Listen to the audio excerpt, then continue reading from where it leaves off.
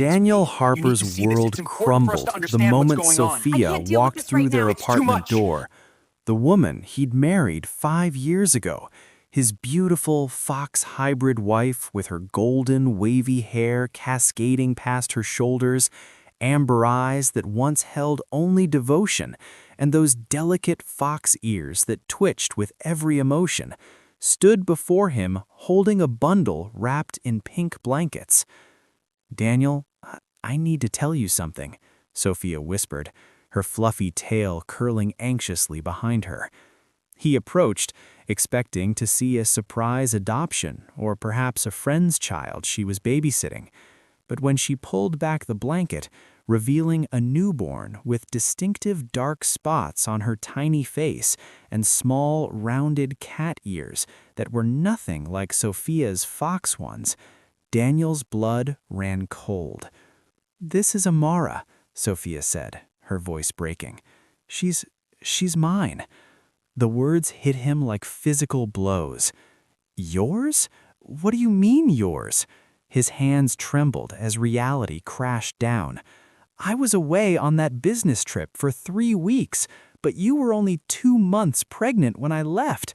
This baby is full term. That means—" Tears streamed down Sophia's face, her fox ears flattening against her blonde hair in shame. "I'm so sorry. It was during that conference in the city. I met someone, a cat hybrid named Julian. It was one night, Daniel, one terrible mistake that I've regretted every single day since." Daniel stepped back, his chest constricting. "You cheated on me? You carried another man's child and didn't tell me?" The betrayal cut deeper than any blade. "How could you? We were planning our future, talking about starting our own family." "I was scared," Sophia sobbed, her tail wrapping around her legs protectively. "I didn't know how to tell you. I thought about ending it, but I couldn't. And then when she was born, looking at her little face—" "Get out," Daniel said, his voice hollow. "I can't even look at you right now." "Daniel, please." "I said get out." Sophia flinched, clutching baby Amara closer as the infant began to cry. With trembling steps, she retreated to their guest bedroom, closing the door softly behind her. Daniel collapsed onto the couch, burying his face in his hands as his marriage dissolved around him like ash in the wind. The following weeks were torture.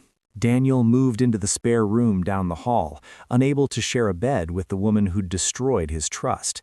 He left early for work and returned late, avoiding Sophia and the constant reminder of her betrayal, baby Amara's cries echoing through their once happy home.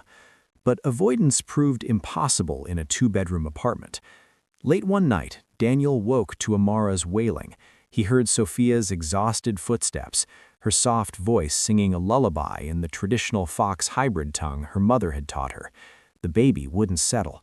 Minutes turned to an hour, and Sophia's voice grew hoarse and desperate. Against his better judgment, Daniel opened his door. Sophia stood in the hallway, her blonde hair disheveled, her fox ears drooping with fatigue. Dark circles shadowed her amber eyes, and her usual graceful tail dragged on the floor. She looked utterly defeated. "I'm sorry," she whispered. "I can't get her to calm down. I think she's running a fever." Daniel's anger warred with concern. Despite everything, he stepped forward and pressed his hand to Amara's tiny forehead. The baby was indeed warm. Her little cat ears were flat against her head, and her spotted face was flushed. "She needs a doctor," he said curtly. They rushed to the 24-hour hybrid clinic, sitting in tense silence as they waited. When the doctor finally saw them, she assured them it was just a minor cold, nothing dangerous. Relief flooded through Daniel before he could stop it.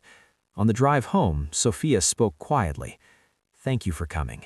I know you hate me, but I don't hate you. I hate what you did. There's a difference." More silence. Then Sophia said something that made him grip the steering wheel tighter. "Julian wanted nothing to do with her. When I told him I was pregnant, he blocked my number and disappeared. Amara has no father figure in her life, and it's my fault. I destroyed our family for a man who treated me like garbage the moment things got complicated." Daniel said nothing, but something in his chest twisted painfully, not for Sophia, but for the innocent baby girl sleeping in the car seat behind them, unaware that she was born from a moment of weakness and abandonment. 2 weeks later, Daniel found himself doing something unexpected. Sophia had fallen asleep on the couch, completely exhausted from sleepless nights with Amara. The baby lay in her bassinet nearby, wide awake and staring at the ceiling with curious green eyes. Daniel approached slowly, as if Amara might somehow sense his resentment. But when the baby's gaze fixed on him, something remarkable happened. She smiled. A genuine gummy smile that lit up her tiny spotted face, her small cat ears perking forward with interest. "You don't know anything about what happened, do you?" Daniel whispered, carefully picking her up. She was so light, so fragile. "You're just innocent in all this mess." Amara cooed, reaching up with tiny fingers to grab at his shirt. Her tail, a slender cat's tail with rings of darker fur wrapped loosely around his wrist.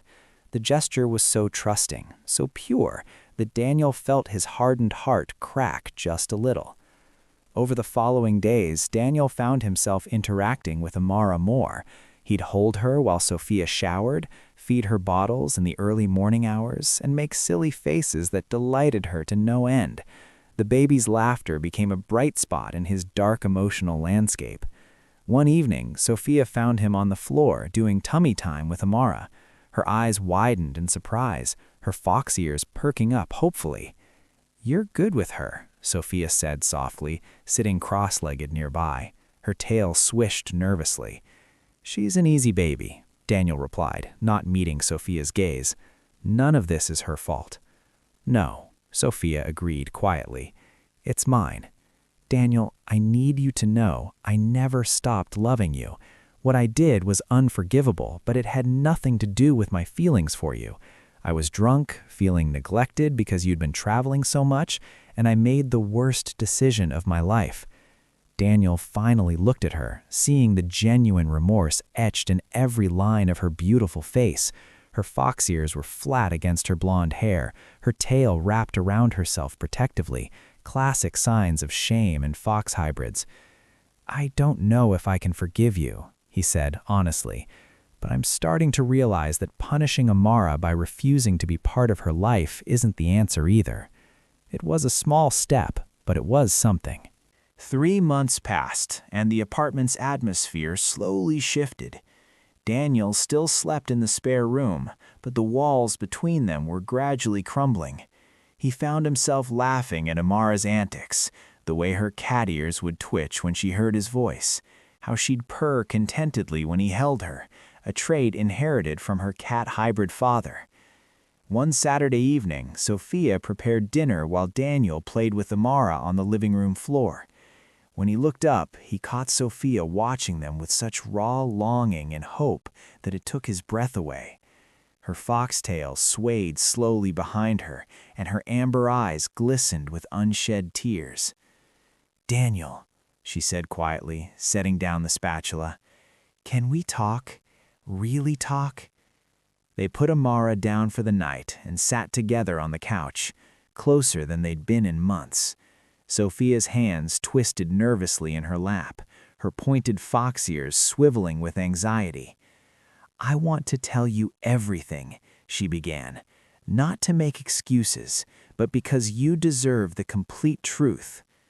She spoke of feeling abandoned during his long work trips, of the loneliness that had crept into their marriage. She described the conference where she met Julian, how his attention had felt intoxicating after months of feeling invisible. The alcohol, the poor judgment, the immediate regret that followed. "When I found out I was pregnant, I was terrified," Sophia continued, her voice breaking. "I thought about running away, about abortion, about lying to you forever. But I couldn't do any of those things. Despite everything, I wanted this baby, and I knew you deserved to know the truth, even if it meant losing you." Daniel listened, his own emotions churning. "I wasn't there for you," he admitted finally. "I was so focused on advancing my career that I didn't notice my wife was drowning. That doesn't excuse what you did, but I played a part in creating the circumstances."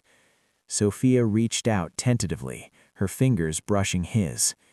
"Can we try again? Not rush back to how things were, but build something new, something honest." Daniel looked at their hands, hers with delicate claws, his human and scarred from years of work, and slowly intertwined their fingers. "I'm willing to try, but Sophia, it's going to take time, a lot of time. I'll wait as long as it takes," she whispered, hope blooming in her amber eyes. 6 months later, Daniel stood in the nursery doorway, watching Sophia rock Amara to sleep. The baby had grown, her cat ears more pronounced, her spotted markings more defined. But when she saw Daniel, she reached out with both tiny arms, crying, "Dada!" in her developing voice. His heart swelled every single time. "Come here, little star," Daniel said, taking her from Sophia. Amara nuzzled against his chest, purring softly, a sound that never failed to make him smile. "You're supposed to be sleeping." Sophia leaned against him, her foxtail wrapping around his waist in an intimate gesture they'd slowly reintroduced. "She only settles when you're here now." After Amara finally drifted off, they retreated to their bedroom, reunited just 2 months ago after countless therapy sessions and difficult conversations. Sophia's fox ears twitched as Daniel pulled her close, his hands sliding through her golden wavy hair. "I love you," she whispered against his lips. "Thank you for choosing us, for choosing her." Daniel kissed her deeply, feeling desire stir for the first time in nearly a year. "I love you too. And Amara, she's my daughter now, not by blood but by choice, and that makes it more meaningful, not less." Their intimacy that night was different from before, deeper, more vulnerable, built on a foundation of hard-won forgiveness rather than naive trust. Sophia's foxtail wrapped around Daniel's leg as they moved together, her soft gasps and whispered affirmations filling the darkness. Afterward, they lay tangled together, Sophia's head on Daniel's chest as his fingers traced patterns on her shoulder.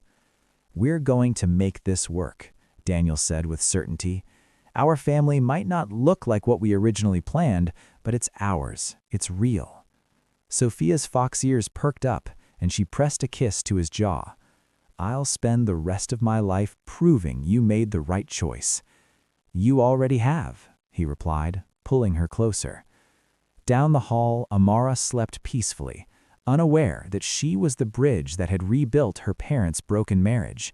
She was loved, not despite her origins, but completely and unconditionally. And in the morning, when she woke crying for Mama and Dada, 2 people who'd learned that love transcends biology would be there, ready to give her the world.